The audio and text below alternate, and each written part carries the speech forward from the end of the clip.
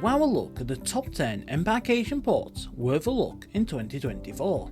While most of us will pick a cruise holiday firstly within our budget, but also based on the ship, the line and the destinations we will visit, one other big thing to consider is the embarkation port, and that is what we will look at in this list. Choosing where to start, or indeed end, your cruise can really make or break your holiday, as getting it right can take away a lot of the stresses of boarding your ship, whilst getting it wrong can add extra stress, extra cost and extra time onto your holiday. If you are sailing from a cruise port nearby, things such as plenty of parking or good public transport connections will count heavily, as will the speed that you can get from the pavement to your ship. If you are flying to your starting port, things such as connections to the airport, things to do before or after your cruise, and nearby hotels are all important, as is the time it will take you to get through the terminal and onto your ship. With all that in mind, many cruise ports around the globe are investing in new facilities and improvements to make your experience even better.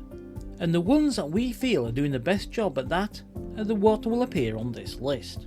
As ever, don't forget to like and subscribe, and why not leave a comment below, as we would love to hear your views on this list.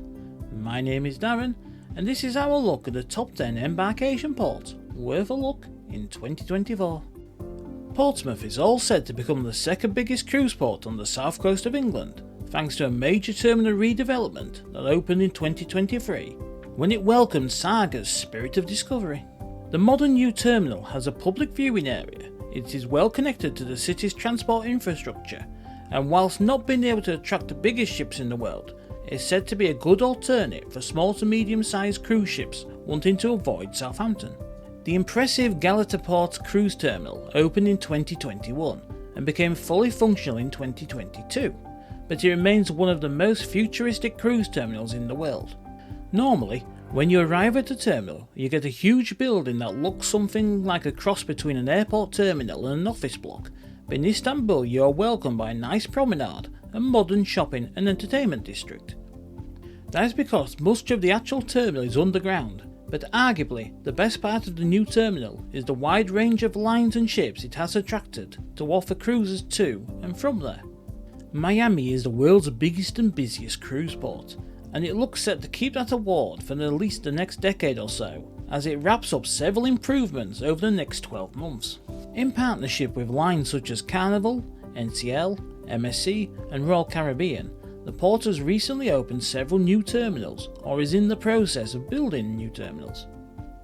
With some of those amongst the biggest and most advanced in the world, Miami is an exciting place to be in 2024 for cruisers. If you are a fan of the Celebrity Cruise line, a visit to Port Everglades is a great option for you, especially if you want to sail between the USA and the Caribbean. That is because the line has recently opened an incredible new terminal at the port to host their new Edge class of ships. Known as Terminal 25 or T25, the port has a relaxed vibe throughout, but it is not just celebrity who sail out of it, with the Disney Cruise Line also investing in its infrastructure there. Florida is a go-to destination for those wanting to cruise to the Caribbean from the USA. But if you want to change, or to avoid the crowds of the Sunshine State, why not head to Galveston in Texas?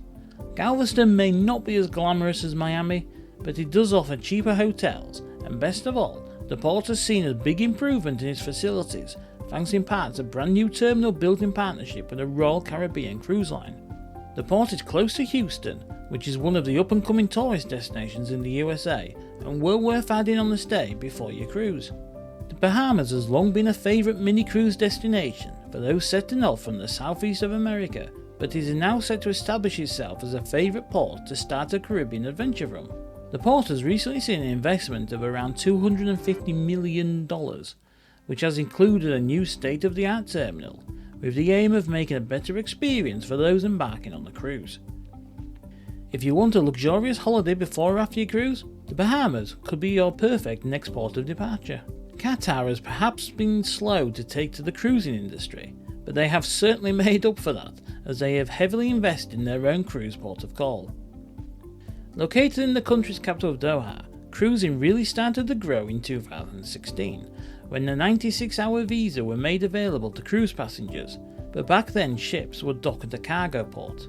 Now a new terminal has been opened in a nicer part of the port, with its wharf capable of hosting 2 megaships and the Grand Terminal building hosting everything you need to make embarking or exiting your ship straightforward. When you add in the country's strong links to most parts of the world thanks to its international airport, and you have a great starting port for those wanting to explore the Middle East. The capital of Tenerife has long been a main turnaround port in the Canary Islands, one of the world's most popular winter sun destinations. Thanks to ongoing agreement with the Carnival Corporation, several of its brands now visit the port, with some using it as an embarkation port. The city also has one of the largest terminals in the region, which is based in one of the deepest natural harbours and is just about a mile from the centre of Santa Cruz, making it easy to get to from the city centre hotels or from the airport.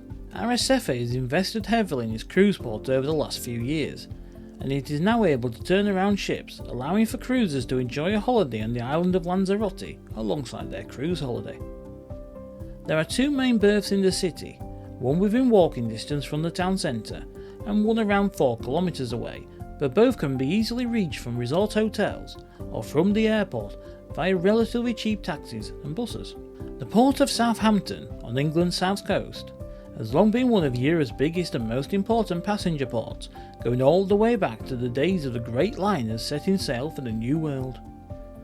Over the past few years, the port has invested heavily in its infrastructure, which has included the New Horizon terminal.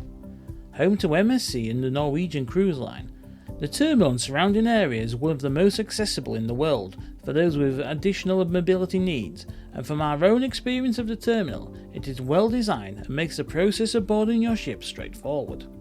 Southampton has its own international airport and strong links by rail and coaches to London for those coming from farther afield. So all that remains to be said is thank you so much for watching. We hope you enjoyed our top 10 embarkation ports worth a look in 2024 list, and see you next time.